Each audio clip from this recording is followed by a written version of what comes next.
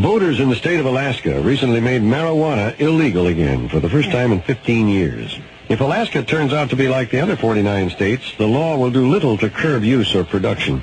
Even the drug czar himself, William Bennett, has abandoned the drug war, now that his test case of Washington, D.C. continues to see rising crime figures connected with the drug industry. Despite the legal trend against marijuana, many Americans continue to buck the trend. Some pro-marijuana organizations, in fact, tell us that marijuana, also known as hemp, could, as a raw material, save the U.S. economy. That's some statement. Not by smoking it. That's a minor issue. Would you believe that marijuana could replace most oil and energy needs? That marijuana could revolutionize the textile industry and stop foreign imports? Those are the claims. Some people think marijuana, or hemp, may be the epitome of Yankee ingenuity. Mr. Jack Harrer, for example, is the national director and founder of an organization called Hemp. It's an acronym for Help End Marijuana Prohibition, located in Van Nuys, California. Mr. Harrer is the author of a remarkable little book called The Emperor Wears No Clothes, wherein, not surprisingly, Mr. Harrer urges the repeal of marijuana prohibition. Mr. Harrer is not alone. Throughout the war on drugs, several organizations have consistently urged the legalization of marijuana. High Times Magazine, for example, the National Organization to Reform Marijuana Laws, or NORML for short, and an organization called BAC, the Business Alliance for Commerce in Hemp. But the reasons the pro-marijuana lobby want marijuana legal has little to do with getting high, and a great deal to do with fighting oil giants like Saddam Hussein, Exxon, and Iran. The pro-marijuana groups claim that hemp is such a versatile raw material that its products not only compete with petroleum, but with coal, natural gas, nuclear energy, pharmaceutical, timber, and textile companies.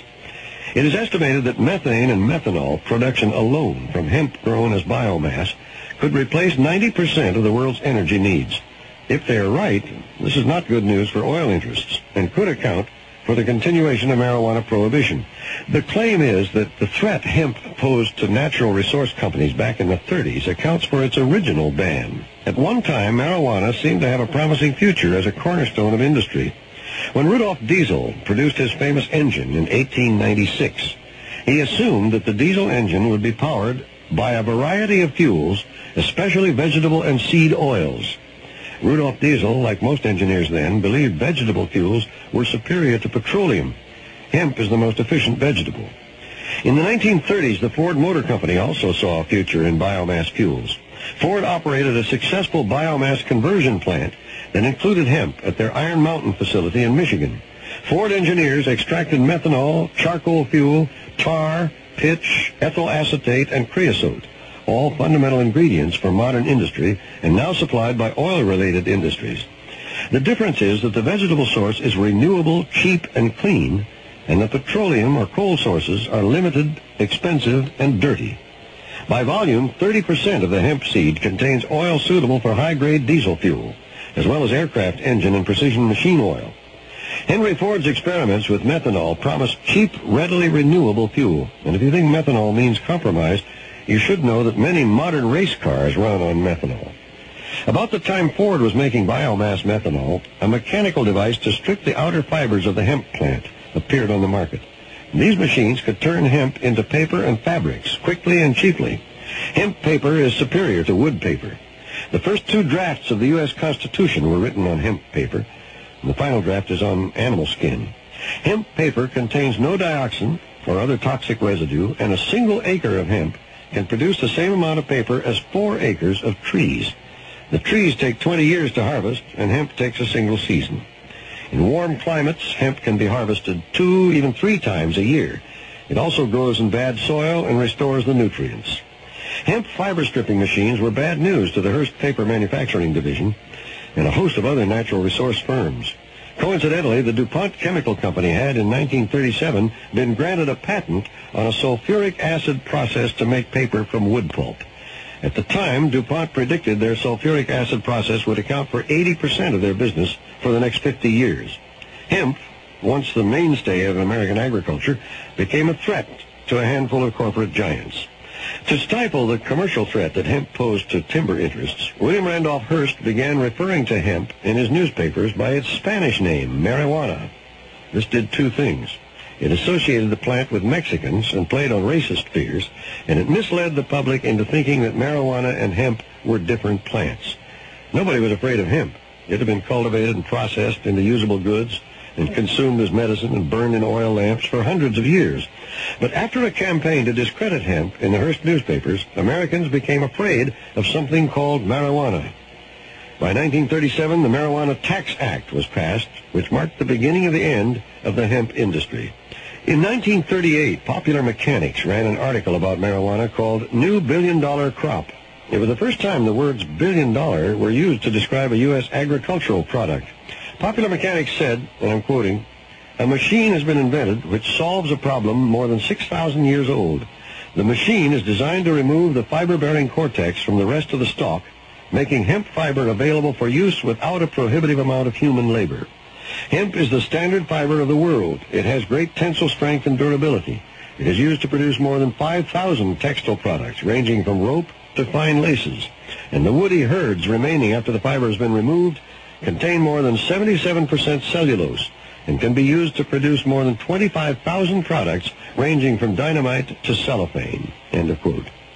Well, since the Popular Mechanics article appeared over half a century ago, many more applications have come to light. But back in 1935, more than 58,000 tons of marijuana seed were used just to make paint and varnish, all non-toxic, by the way.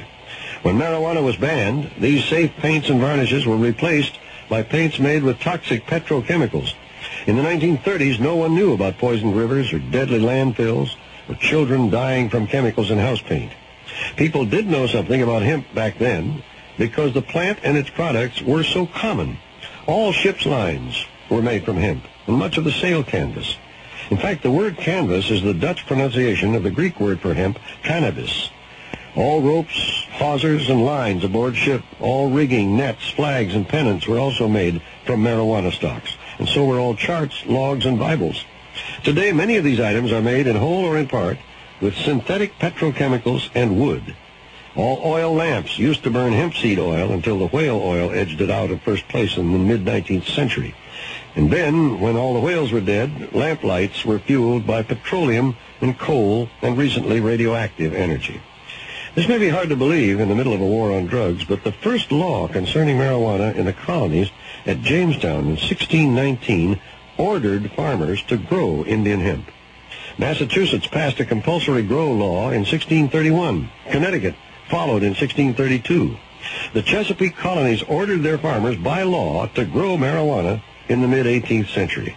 Names like Hempstead or Hemp Hill dot the American landscape and reflect areas of intense marijuana cultivation. During World War II, domestic hemp production became crucial when the Japanese cut off Asian supplies to the U.S.